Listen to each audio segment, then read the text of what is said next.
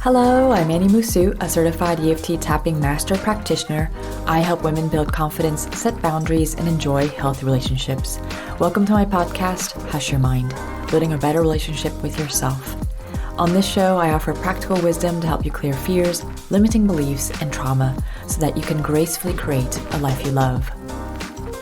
Thanks for joining me in episode number 40 of my podcast, Hush Your Mind, building a better relationship with yourself.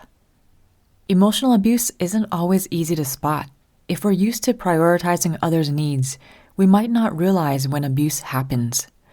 Our upbringing and trauma can blind us to red flags, and our grand capacity for empathy makes it hard to know when people take advantage of us. Sometimes we abuse our partner without realizing it. It's normal to fight once in a while, but we need to take note when behaviors become destructive. In this episode, you'll learn about emotional abuse and its 10 signs to set better boundaries and improve your relationships. Psychotherapist Beverly Engel says, quote, "Emotional abuse is one of the prime factors in creating dysfunctional relationships and one of the major causes for separation or divorce." End quote. In her book, The Emotionally Abusive Relationship, Engel underlines a crucial fact. People who become emotionally abusive and people who tolerate emotionally abusive behavior often have abusive or neglectful childhoods. This resonates deeply with me.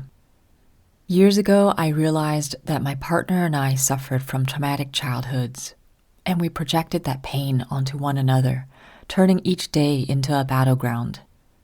This revelation didn't always de-escalate arguments, but it helped us reframe conflicts as key healing opportunities once we shook off our egos. Of course, that's not to excuse toxic behavior.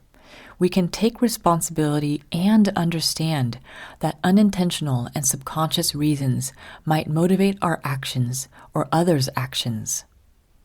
Basic knowledge of how trauma works goes a long way. It helps us take things less personally and foster more compassion. Trauma profoundly changes our brains and how we function and relate to the world. We tend to think there's an abuser and a victim in a relationship. Many self-help books focus on this dynamic. Yet I had to wake up to sobering news. My victim mindset, which was valid and understandable, kept me from seeing that I also abused my partner. Ultimately, if we want to salvage our relationship, each person must take responsibility for their healing process. Emotional abuse slowly degrades a relationship as disrespect and hatred grow in each partner.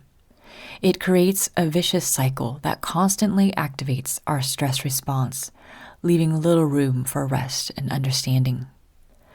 This list of signs aren't reasons to blame or feel guilty about being a horrible person.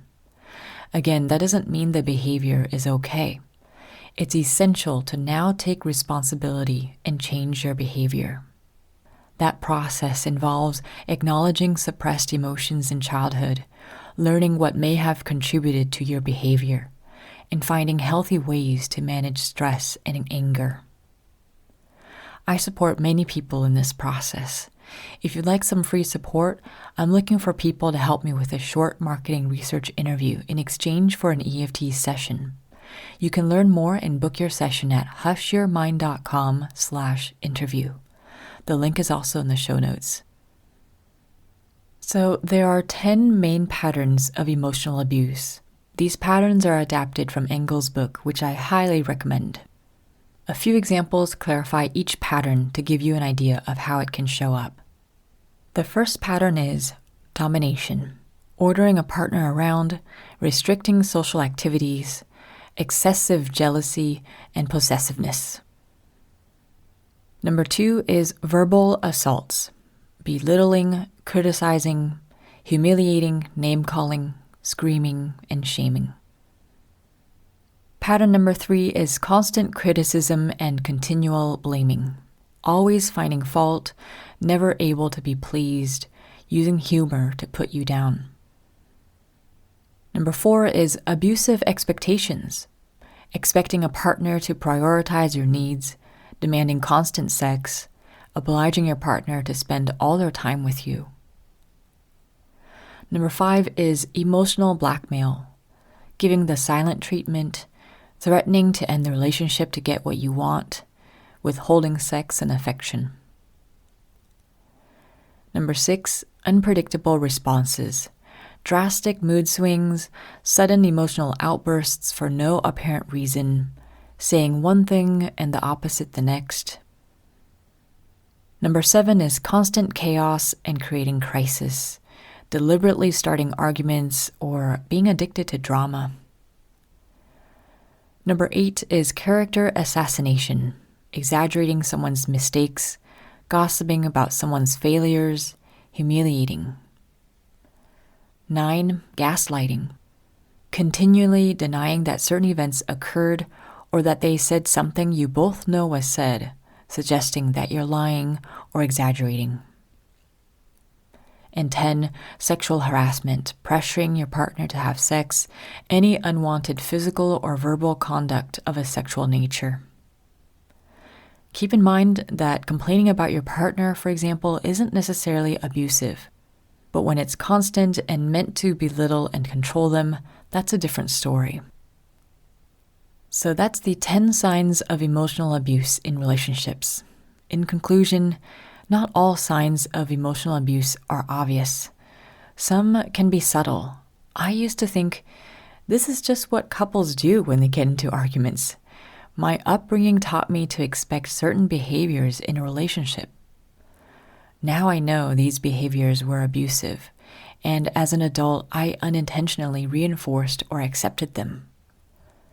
The kindest thing we can do is to forgive ourselves for being unaware. Then we can take conscious strides toward recovery. Thank you so much for joining me in this episode of Hush Your Mind.